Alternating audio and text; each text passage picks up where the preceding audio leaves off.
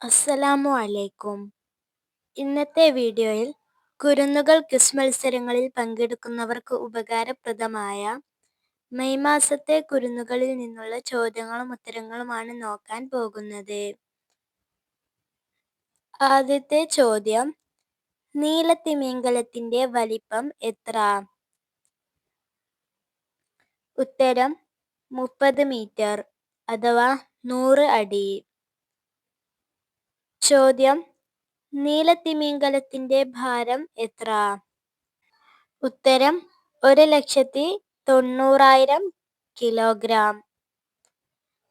ചോദ്യം, നീലത്തിമിംഗലം തന്റെ ശരീരത്തിലെ ഏത് ദ്വാരത്തിലൂടെയാണ് ശ്വസിക്കുന്നത്?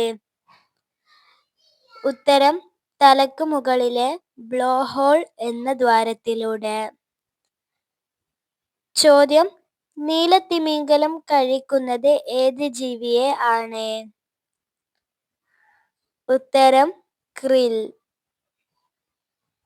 ചോദ്യം, ക്രിൽ ഏത് വർഗത്തിൽപ്പെട്ട ജീവിയാണ്? ഉത്തരം കൊഞ്ചുവർഗം. ചോദ്യം, നീലത്തിമിംഗലത്തിന്റെ വായക്കുള്ളിലെ അരപ്പാ സംവിധാനം ഏത്? ഉത്തരം ബലമിൻ. ചോദ്യം, പല്ലുള്ളവരിൽ വച്ച് ഏറ്റവും വലിയ തിമിംഗലം ഏത്? ഉത്തരം സ്പേം. ചോദ്യം, കൊലയാളി തിമിംഗലം, കുപ്പിമൂക്കൻ, ബലുഗ എന്നൊക്കെ അറിയപ്പെടുന്നത് ഏത് തരം തിമിംഗലം ആണ്? ഉത്തരം പല്ലുള്ള തിമിംഗലം.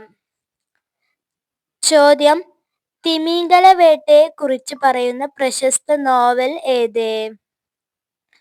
ഉത്തരം മോബി ഡിക്ക്.